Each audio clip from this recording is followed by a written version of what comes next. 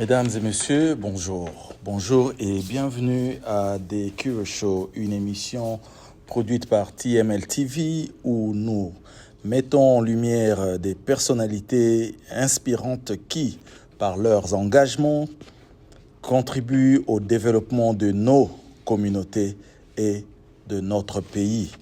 Aujourd'hui, nous avons le grand plaisir de recevoir M. Sylvain Kandé. Qui est M. Sylvain Kandé?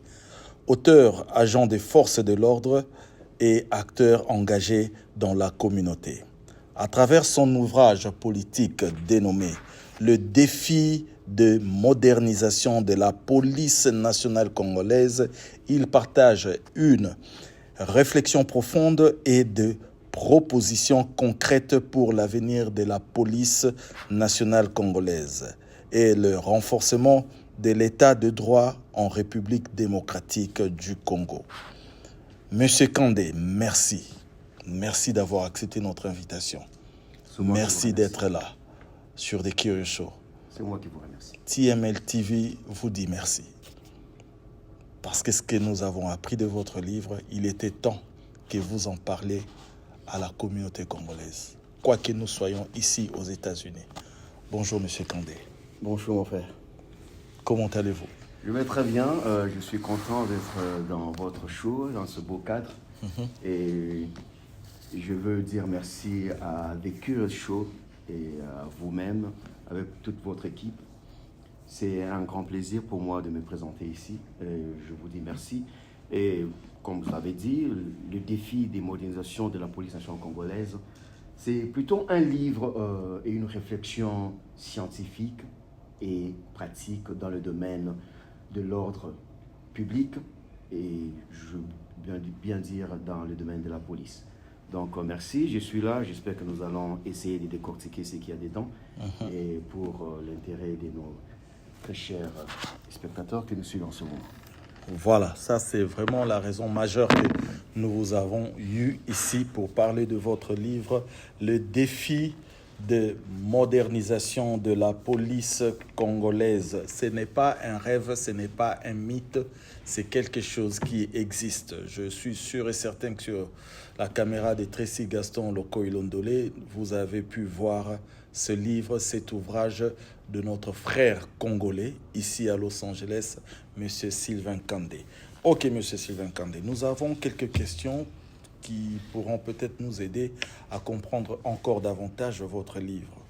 Je me suis vraiment préparé parce que je voudrais vraiment que vous vous exprimiez afin que nous bénéficions de ce livre, de cette œuvre, de cet ouvrage. Voilà, Monsieur Sylvain Kandé. Avant de parler de votre livre, racontez-nous votre parcours. Qu'est-ce qui vous a conduit à devenir à la fois auteur, agent des forces de l'ordre et défenseur de la communauté?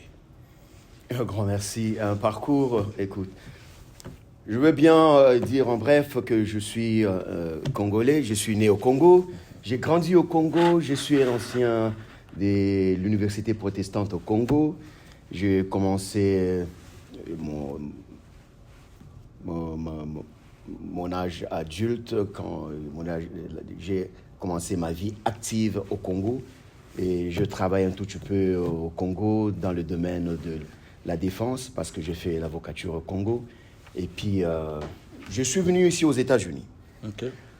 Quand je suis arrivé aux États-Unis, comme tout immigré qui arrive ici, de surcroît un francophone, on doit naviguer le système, commencer par apprendre la langue. Je me suis posé la question, par où on va commencer? Je suis retourné à l'école, j'ai commencé à apprendre l'anglais. Après, je me suis orienté dans l'étude de la criminologie, parce que je suis passionné du droit pénal et de la criminologie. Et ce qui était à ma portée ici, c'était la criminologie. Alors, j'ai choisi la criminologie. J'ai fini à l'université qu'on appelle Cal State University, California State University. Ici, le campus de Los Angeles, je suis criminologue de formation. Et puis, je suis parti à l'école des sciences policières à l'académie des LAPD, Los Angeles Police Department. J'ai fini là-bas et je suis affecté à Northeast Patrol Division. Donc, c'est là que je travaille, c'est là que je suis de plein pied plongé dans l'application des lois dans mon district. Donc, c'est un peu ça. Je viens du Congo, je suis ici et je suis un serviteur du peuple. Je travaille dans une communauté plutôt, je veux dire. Ici, j'ai observé que dans la communauté congolaise, très souvent, nous posons des actes qui peuvent nous coûter cher, tout simplement parce que nous manquons l'information. Notre comportement à la maison, notre façon de comprendre les lois, notre façon d'approcher la police, ça nous crée souvent des problèmes. Pas seulement à LA, mais aussi à travers les États-Unis pour nous les immigrés. Alors je me suis dit, je vais entrer dans la police pour servir ma communauté. Nous avons une idée erronée de la police. Très souvent, nous pensons que la police est pour commencer à punir les gens, sanctionner les gens seulement. Non, nous sommes là comme des serviteurs des citoyens. Tous les jours, je me rends au travail, je veux voir que ma communauté est paisible, les gens respectent les lois. Celui qui viole les lois, nos règles communes de vie, alors celui-là ou celle-là, je l'arrête et je l'amène devant le juge et le juge va faire son travail. Alors, voilà. Je travaille ici dans la communauté. Je veux que la communauté congolaise puisse avoir des gens qui peuvent parler en son nom, qui peuvent donner l'information qu'il faut, parce qu'on souffre beaucoup de points d'information exactes. Souvent, on n'a pas l'information. Alors, il faut que nous puissions nous-mêmes nous imprégner pour avoir l'information correcte afin de partager avec les membres de nos communautés. Voilà, il y a un côté que je n'ai vraiment pas entendu, ton côté auteur. J'ai entendu comment tu comment je suis devenu auteur. Comment tu plaides pour la communauté. Mais là, on est là pour les livres. Je suis passionné des recherches scientifiques. Okay. C'est une passion que j'ai développée depuis la jeunesse. J'aime la lecture. Je suis curieux. Je veux savoir pourquoi ça ne marche pas. Qu'est-ce qui devrait être fait? Cette curiosité m'a poussé dans mon domaine à me pencher sur qu'est-ce qui bloque, qu'est-ce qui fait que depuis tant d'années, on parle des réformes, on parle des financements. Nous avons des partenaires internationaux, des gouvernements en gouvernement, des ministres en ministres. Nous peinons à moderniser la police nationale congolaise. Alors, cette question que je me suis posée, est-ce qu'on peut moderniser la police nationale congolaise? En réfléchissant sur cette question, je me suis dit, écoute, il ne faut pas seulement parler, critiquer ou bien chercher à qui est la faute. Okay. En tant qu'intellectuels, menons des recherches, étudions la police, comprenons qu'est-ce qui ne va pas et proposons des solutions. C'est ainsi qu'est né ce livre. Voilà, c'est ainsi qu'est né ce livre. Je pense que moi, je voudrais encore que vous alliez un peu deep en cela. Voilà pourquoi. Qu'est-ce qui vous a inspiré à écrire les défis des modernisations de la police nationale congolaise? Y a-t-il un événement ou une expérience personnelle qui a déclenché ce projet? Je suis à Kinshasa en 1996. Je quitte le boulevard du 30 juin, je pense c'est l'avenue qui va vers le grand marché là-bas. Pendant que je me dirigeais, j'étais focalisé sur mes affaires, il y a 3 hommes qui débarquent. L'un à gauche, l'autre à droite et l'autre derrière moi. Et ils me disent, citoyens, arrêtez-vous. Je m'arrête tout d'un coup.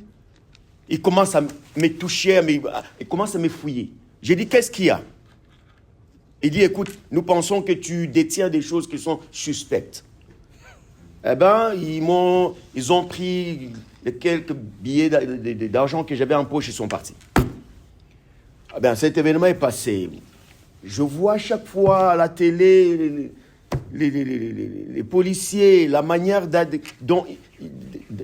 d'approcher les usagers de la route, la manière d'arrêter les gens.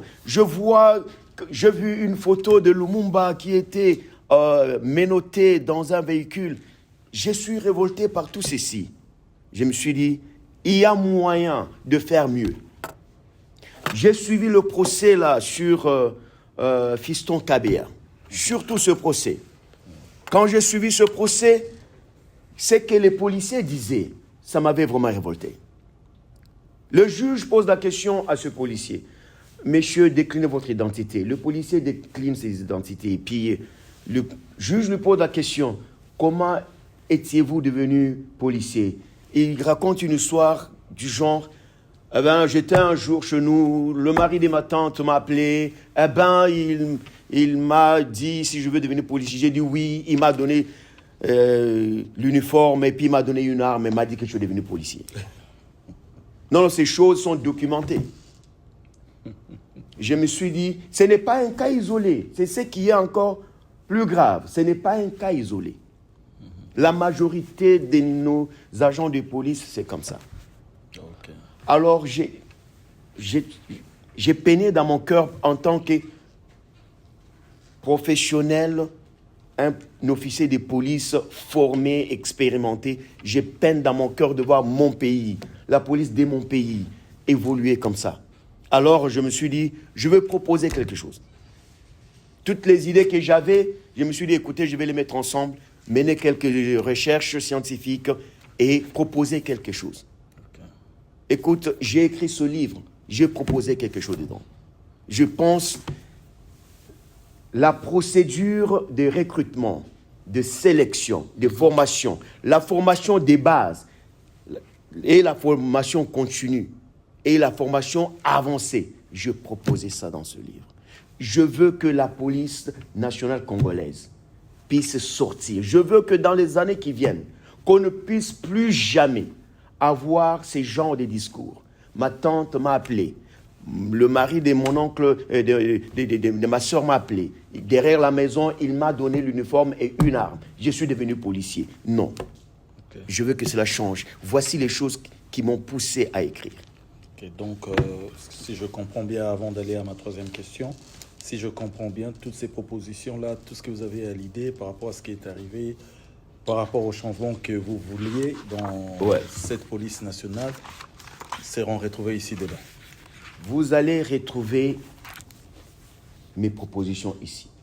J'ai donné des propositions concrètes. Comment recruter? Okay. Comment sélectionner? Okay. Il y a une différence scientifique, une différence dans les sciences des polices entre le recrutement de la police et la sélection de la police. Okay. Je propose, dans le cadre du recrutement de la police, je propose un chemin bien tracé, un processus étudié, prouvé, un processus cohérent, un processus qui n'est pas opaque. Parce que au Congo, vous allez apprendre que voici la liste des gens qu'on a retenus pour être policiers. Quand est-ce qu'on les a recrutés? On n'a aucune idée. Comment on les a sélectionnés? Quels sont les critères de sélection? On ne connaît pas. Je propose ces choses dans le... Oh, ok. Ça, c'est très bien. Non seulement ça, mais je propose des formations avancées. La loi dit la police applique la force de manière proportionnelle. Alors, je voulais dire... Attends. Excuse-moi de t'interrompre, mais je pense que avant que nous passions à notre troisième question, je voudrais juste intervenir en te posant une question. Mais avant cela, allons d'abord à la page publicitaire et puis nous allons revenir parce que la tension est encore haute là. D'accord. Ouais. Après la page publicitaire, sur cette publicité, nous allons parler de quoi? Nous allons parler du grand événement de TML TV qui arrive très bientôt le 28 novembre 2026. TML TV va vous présenter une grande manifestation, un événement appelé Congo Nabiso. TML TV va remettre des awards à ceux qui ont eu à faire, à ceux qui tentent de faire et à ceux même qui ont fait, mais Bakoyaki. Nous allons penser à tous ces gens-là. Après cette page publicitaire, nous allons revenir avec notre auteur, agent de l'ordre et avocat de la communauté, M. Sylvain Kandé.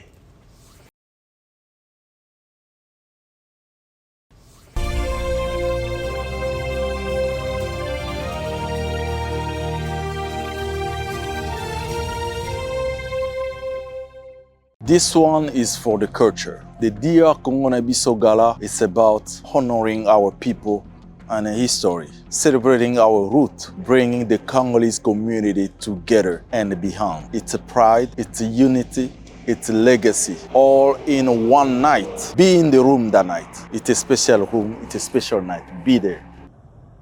Bonjour, je suis Sylvain Kandi.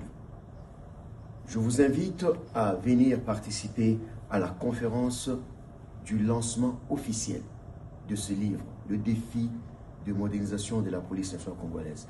Venez le 8/8/2026 à 11 h. Apportez vos questions, nous allons répondre à toutes les questions. Venez, prenez votre livre, je vais signer de ma main. C'est un grand jour de présentation officielle du défi, les défis, ce qui bloque que nous puissions moderniser et professionnaliser la police nationale congolaise. On se voit très bientôt.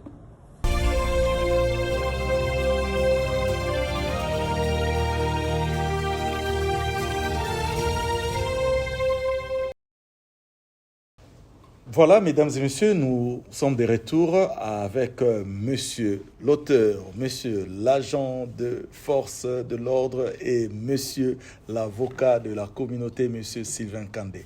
Comme je le disais avant cette page publicitaire, je vous ai interrompu pour poser cette question. Je vous ai entendu dire que vous avez eu à faire des recherches, des investigations pour arriver à sortir ces livres. Quel genre d'investigation? Vous avez été en contact avec des gens? Quel genre d'investigation? Je voudrais un peu comprendre. Et la deuxième sous-question, c'est de savoir est-ce que ce que vous êtes aujourd'hui, ce que vous avez appris dans la police d'ici, LAPD, Los Angeles Police Department, ce que vous avez appris ici a une certaine influence dans ces livres. Vous voulez partager ça avec la police nationale congolaise? Voilà un peu avant que nous passions à la troisième question. Merci bien pour la question, elle est vraiment pertinente. J'aimerais commencer par la dernière question. Est-ce que tout ce que j'ai appris ici à l'école des polices, dans la pratique de la police, dans l'application de loi, mon expérience d'ici, est-ce que ça a influencé ma décision d'écrire ce livre? Oui, en partie. Cependant, il faut comprendre une chose. La police d'ici et la police du Congo, elles sont plutôt fondamentalement même police. Cependant, elles évoluent dans des contextes différents. Nous avons une police aux États-Unis qui a une très longue histoire. Okay. Nous avons une police au Congo qui a aussi une longue histoire. Deux polices différentes qui évoluent dans des milieux différents, avec des réalités différentes. Ce qui fait que les principes d'application des lois aux États-Unis, et spécifiquement dans mon département, ne peuvent pas de manière brute être transposés au Congo. Parce que les réalités sont différentes. Okay. Je veux dire que, est-ce que ça influence la rédaction? Oui, parce que quand je vois ce qui se passe au Congo, je vois la qualité des services que nous rendons à la population ici dans mon département. Je pense que le Congo, la police du Congo est appelée à évoluer. Nous venons d'une police qui a tiré ses origines dans la colonisation, comme la police d'ici. Ça vient de la colonisation, ça vient du modèle anglais. Nous avons aussi notre police qui vient de la police, qui vient de la force publique, avec toutes ces influences. Mais cette police d'ici a évolué jusqu'à devenir aujourd'hui la police professionnelle qui se bat tout le jour. On apprend tout le jour. Il y a ce qu'on appelle des continuous improvements. Donc, tout le jour, on se bat pour s'améliorer. Je pense que la police du Congo doit aussi se battre pour s'améliorer. C'est ainsi que je pose la question, peut-on moderniser la police congolaise? Une simple question, mais quand je me suis plongé dans la recherche, mais c'est trop compliqué. Ceci m'amène à la première question. Okay. La première question que vous pouvez savoir, est-ce que tout ce que j'ai appris ici, c'était quoi encore la question? Dans tout ce que quand vous parlez de votre livre, vous avez dit que vous allez faire des contacts, recherches, okay. Des investigations. Voilà pourquoi je veux savoir. L'investigation scientifique dont je parle, c'est une investigation scientifique. Ok. on parle en termes de recherche scientifique, c'est-à-dire aller sur le terrain, observer, interviewer, établir un questionnaire pour comprendre qu'est-ce qui bloque le mécanisme pour que la police nationale congolaise, enfin, puisse se moderniser et se professionnaliser. Parce que la réalité est que, depuis des décennies, on investit, on réforme, on a des lois. Nous avons la loi en 2002. On initie une loi qui crée la police nationale congolaise. En 2011, on modifie cette loi qui remplace la loi précédente. Et aujourd'hui, il y a ces efforts qui sont fournis.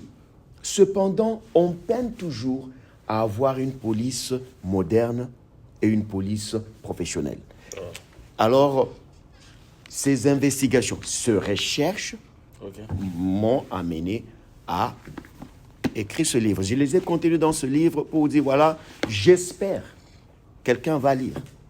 J'espère, j'émets le vœu que les autorités du Congo vont se donner la peine de lire les propositions qu'il y a dans ce livre. Parce que je pense que, écoutez, la situation du Congo n'est pas une fatalité. On peut moderniser la police nationale congolaise. Cependant, il y a des préalables qu'il faut tenir compte. Voilà, en parlant des préalables, je voudrais, si dans la mesure du possible, vous poser la question de savoir, selon vous, quels sont aujourd'hui les plus grands défis auxquels fait face la police nationale congolaise et quelles solutions concrètes proposez-vous dans votre ouvrage ici présent qui est le défi de modernisation de la police nationale congolaise? Merci bien pour la question, mon cher. Écoute, les défis dans nos investigations, dans nos recherches, si je peux utiliser ce terme, nous nous sommes rendus compte que la police nationale congolaise est confrontée à beaucoup de défis, notamment l'héritage historique colonial de la police. L'héritage historique consiste à rester dans sa pensée, bloqué dans les habitudes anciennes qu'on a héritées de la colonisation. N'oubliez pas, la police, la force publique a été conçue pour contrôler les populations du Congo, pour promouvoir la prise des terres par le colon. Alors, pour arriver à cette fin, ils ont utilisé la force. C'est pourquoi on appelait l'armée du Congo de l'époque la force publique. Oh. C'est la force publique. Ça veut dire au Meki, aux Zui. La force publique. Et c'était vraiment ça. C'était vraiment ça. C'est ainsi que cette force publique a été utilisée. Je ne veux pas entrer dans il faut lire ce que le professeur Ndaïwel a écrit dans ses recherches, c'est qu'il a découvert sur l'histoire du Congo, les coupures de mains, toutes ces atrocités qu'on a connues. C'était la force publique. Parce qu'on devait contrôler les populations afin de faciliter le contrôle des terres, des biens du Congo et des populations pour la métropole, bien sûr. Nous devons quitter cette réalité et avoir une police orientée vers le service à la population. Ça, c'est un premier défi. C'est ainsi que vous allez voir, nous sommes par exemple à Kolwezi, une population qui est en train de grandir petit à petit. Mais quand tu vois les véhicules qu'on a achetés pour la police, tu comprends directement ce qui se passe dans la tête de ces gens. Ça veut dire qu'ils veulent la force. Regarde le véhicule qu'on a amené pour transporter les agents qu'on arrête, et les suspects. Mais tu vas penser que ça date de l'époque des 40-45 des nazis. Pourquoi cette mentalité? Parce que tout simplement, on est encore coincé. On est bloqué dans cette réalité historique. Ancienne. Oui, oui. On a découvert ça. Un autre défi. Quand vous observez, c'est comme il n'y a pas une vision cohérente, globale, pour une stratégie cohérente, pour une police dans le temps. Que sera la police dans 5, 10, 15 ans?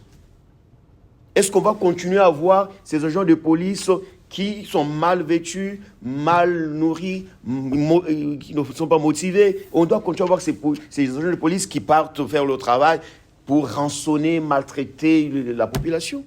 Non, qu'est-ce que nous voulons? Voici un défi. Notre défi. Nous sommes encore dans ce dilemme-là du néopatrimonialisme et le clientélisme. C'est-à-dire?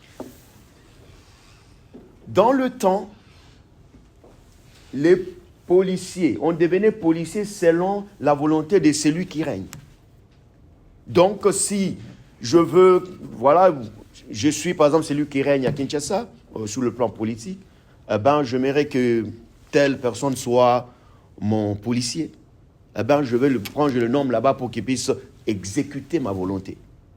Faire ce que je veux sur la population, sur la ville. On se retrouve avec une population non ou moins professionnelle qui pense qu'elle est là pour rendre les services à ce chef qu'il avait mis là-bas. Et on n'a pas une police qui s'est dit, écoute, je suis un professionnel, je suis là pour rendre des services de manière équitable à la population. Voici le problème que nous avons. Nous avons un autre problème, c'est le problème des déficits de leadership.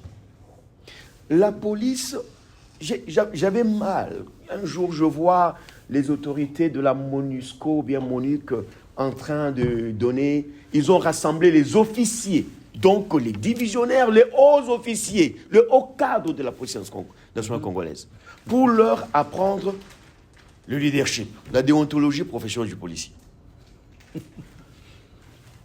Qu'est-ce que ça me dit?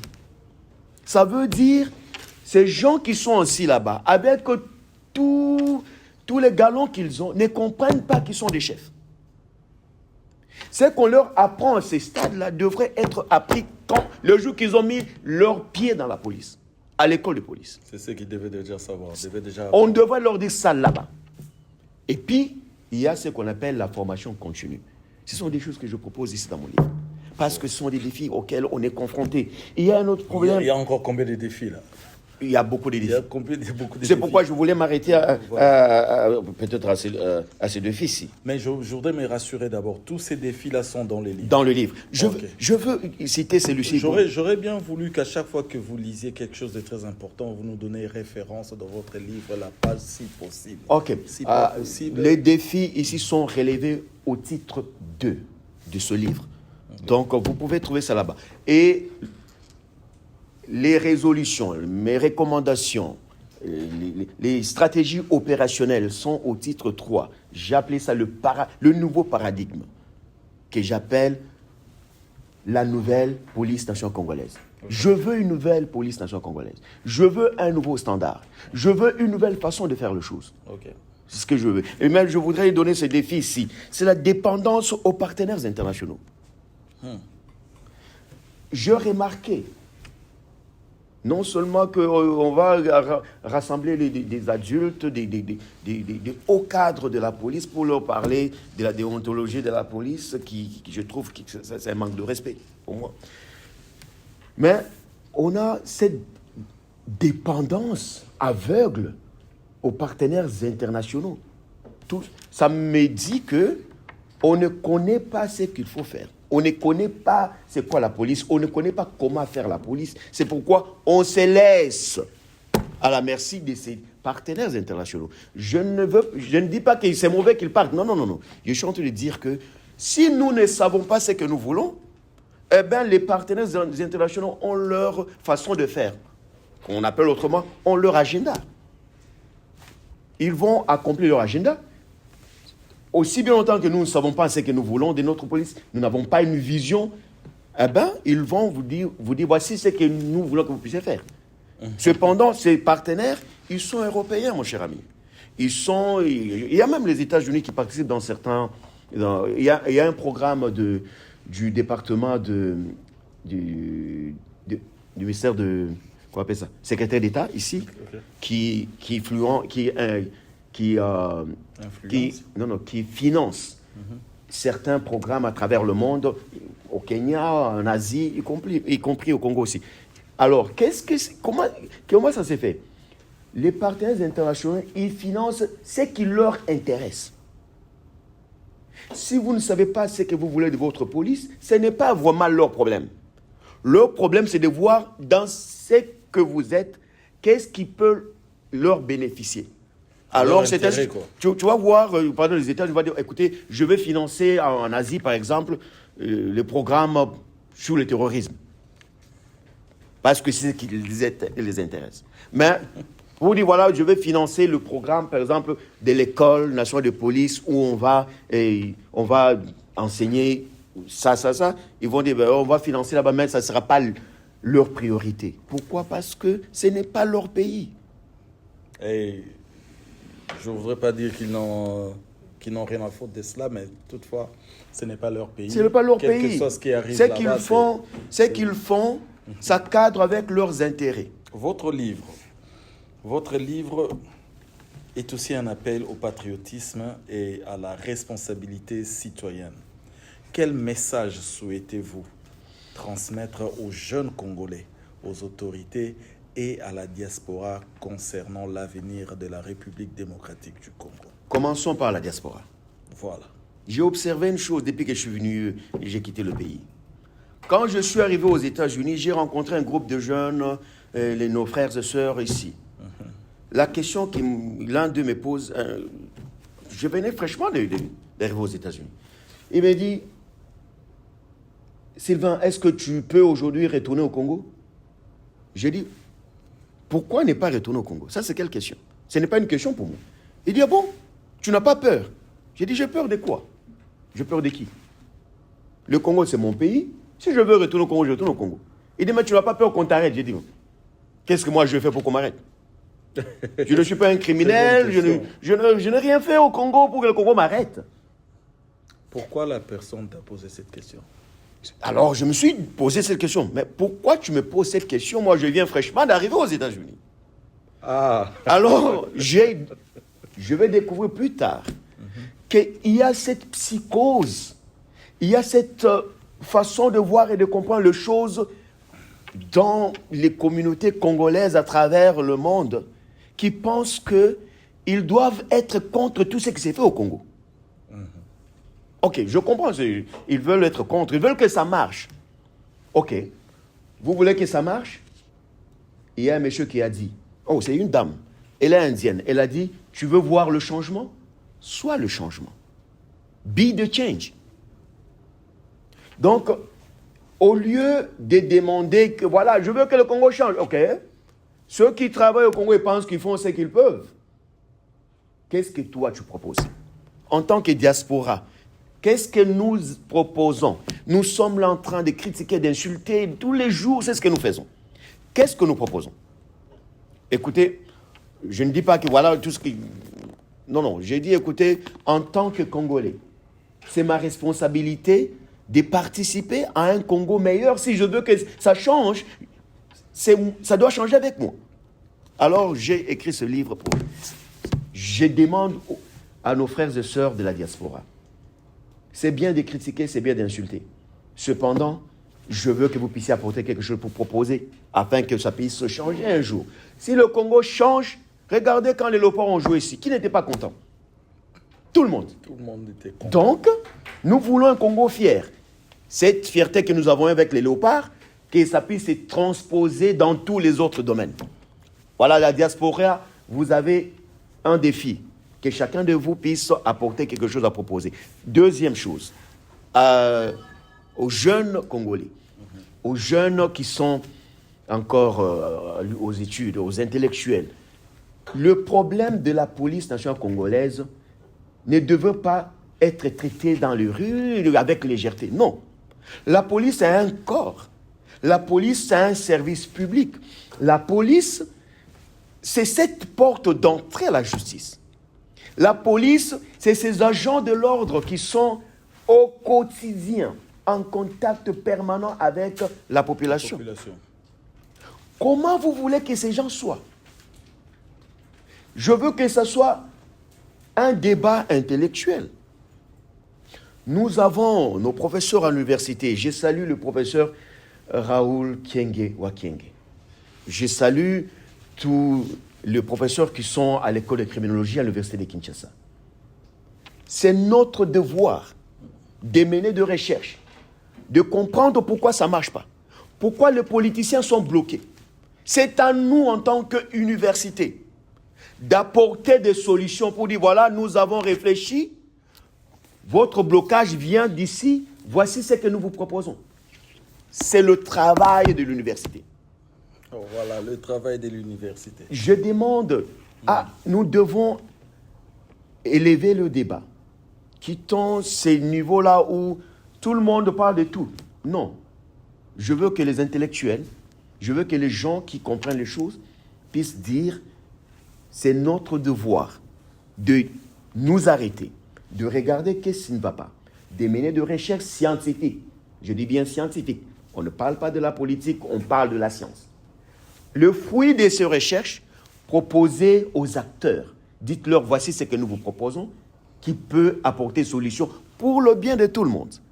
Voilà, pour le bien de tout le monde. En tout cas, je vois que c'est un patriotiste qui nous parle ici. Ce n'est pas seulement un Congolais qui est venu ici aux États-Unis, qui a fait ce qu'il a fait jusqu'à devenir police officer, officier de police dans Los Angeles Police Department, mais c'est aussi un patriotiste qui pense encore et continuera à penser à son pays.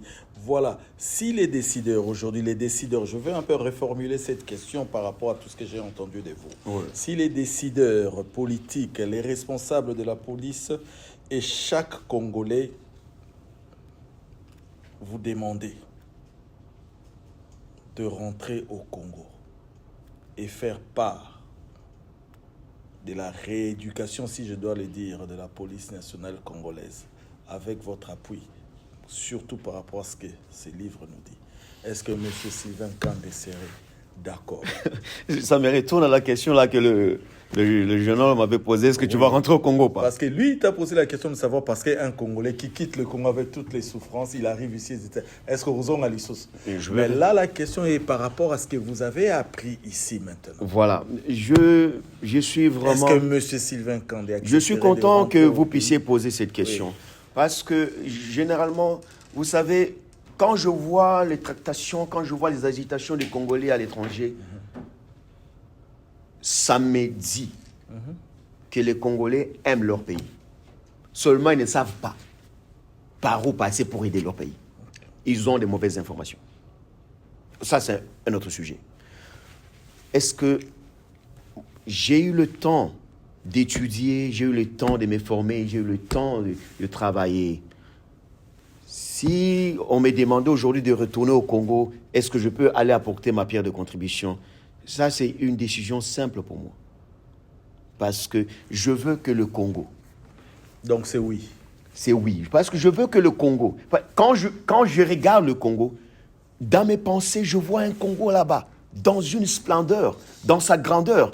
Et ça ne peut pas venir si les Congolais se résignent, ils ne veulent pas. Il faut de l'engagement. Moi, je suis prêt à travailler pour mon pays. Si, aujourd'hui, il est question de rentrer au Congo pour aller apporter ma petite contribution, que ce soit dans la formation de la police, que ce soit dans la formation avancée des officiers, que ce soit dans le développement professionnel, moi, je suis prêt à apporter ma contribution. Et dans le cadre du nouveau paradigme que je propose pour la police nationale congolaise, j'ai écrit d'autres ouvrages où je propose... Il y a beaucoup de projets. Allez sur le website de mon éditeur, vous allez voir encore, il y a beaucoup de projets là-bas.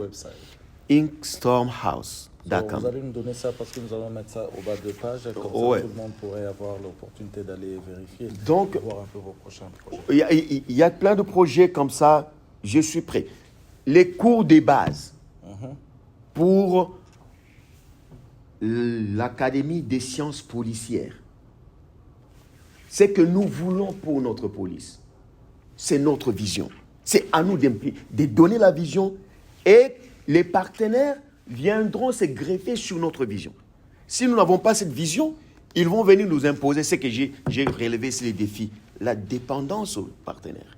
C'est un problème. Alors, je suis prêt, moi, d'apporter ma pierre contribution pour que ça puisse aller dans mon pays. Merci beaucoup. Ça, c'est vraiment encore un esprit patriotiste tel que je l'ai dit. Voilà, nous tendons maintenant à la fin de notre interview. Nous avons beaucoup à dire parce que je sens qu'il y a à boire et à manger, comme on le dit toujours, mais faute de temps, nous sommes obligés de clôturer cette interview. Mais j'ai encore une question, je ne peux pas garder ça pour moi. C'est une question comme deux questions. Voilà, ce livre, cet ouvrage, le défi de modernisation de la police nationale congolaise. Si M. Sylvain Kandé voudrait qu'une autorité, ou disons 3 autorités de la République démocratique du Congo lisent ces livres, si vous devez choisir 3 autorités, qui seront ces autorités? Voilà. Quelles seront ces autorités? Je pense directement ici au ministre de l'Intérieur. Voilà. Je pense que c'est le patron de la sécurité publique au Congo. Je pense aux autorités de la police, donc les divisionnaires de la police nationale congolaise, et tous les autres agents de la police nationale congolaise. Et je pense aussi à la présidence de la République. Je veux que la présidence de la République, je sais qu'il y a des chargés de la sécurité là-bas. Voici un bouquin que je vous recommande. Vous pouvez, il est déjà disponible. Vous pouvez... Non, laissez ça comme ça, ne le bougez pas trop comme ça. Vous pouvez vous en procurer et lire, voir ce que je proposais là-bas, les stratégies pratiques opérationnelles de la police. J'ai fait même une étude comparative. Je regarde le policier congolais et le policier de mon département ici. Il n'y a pas match. Mais cependant, je sais, avec la volonté, avec l'implication des personnes concernées, nous pouvons relever le défi. Il y a beaucoup de défis, nous pouvons les relever. Voilà. Merci beaucoup, M. Sylvain Kandé. Voilà, nous sommes vraiment à la fin de cette interview. Voilà, je ne voudrais pas clôturer ceci sans pour autant demander un dernier mot à M. Sylvain Kandé. Et n'oubliez pas, à la fin de votre mot, vous nous direz un mot sur TML TV et surtout sur le show que vous avez reçu ici, D'accord. The Curious Show. Pourquoi pas moi, votre présentateur? Vous savez, parler de la réforme de la police, cela est une responsabilité nationale. On ne peut pas penser à réformer seulement un secteur de la vie nationale sans qu'on puisse toucher les autres aspects. J'appelle ici les intellectuels, les jeunes, que nous puissions tous nous impliquer dans la recherche des solutions. Menons de recherche scientifique. Éloignons-nous un tout petit peu de la politique, de tous ces bruits sur la politique. Entrons dans la science et apportons des propositions pour que les acteurs puissent les appliquer et améliorer le quotidien de tout le monde. Wow. Je veux dire merci à TML. Vous savez, TML, c'est un outil que nous avons ici qui nous permet d'arriver jusque chez vous. J'aimerais dire merci à mon frère Londolé qui me reçoit aujourd'hui. Merci à toute l'équipe qui travaille d'arrache-pied pour que nous puissions arriver jusque chez vous. Merci d'avoir organisé cet entretien. Je souhaite que TML puisse aller de l'avant et je demande à vous tous qui nous suivez aujourd'hui, allez sur les réseaux sociaux, allez dans la chaîne de TML, abonnez-vous. TML ne vous demande pas l'argent, mais abonnez-vous, faites des commentaires, de sorte que les autres puissent nous suivre et avoir le message que TML annonce au grand public. Nous sommes ici, dans ce beau cadre, ici à Los Angeles. TML, c'est l'outil que nous avons. Jusque chez vous, je vous dis merci. Merci à TML. Donc, continuez le travail. Je vous encourage. Merci beaucoup. Voilà, c'est la fin de cette interview avec ces grands messieurs. l'auteur, l'officier de police et l'avocat de la communauté, M. Sylvain Kandé, qui nous a honoré de sa présence et partagé le savoir qu'il a eu dans cet ouvrage qui est appelé « Le défi de modernisation de la police nationale congolaise ». Aujourd'hui, avec M. Sylvain Kandé, nous avons pu débattre ce que nous avions à dire. Mais je veux vous signaler une chose, que le 8 août, nous avons une grande conférence où il parlera en long et en large à propos de ces livres. Alors, ça sera ici même à cette adresse. Nous allons vous le mettre là en bas. Le studio ici à TML TV. Nous allons encore avoir M. Sylvain Kandé avec nous tous. Nous sommes tous invités.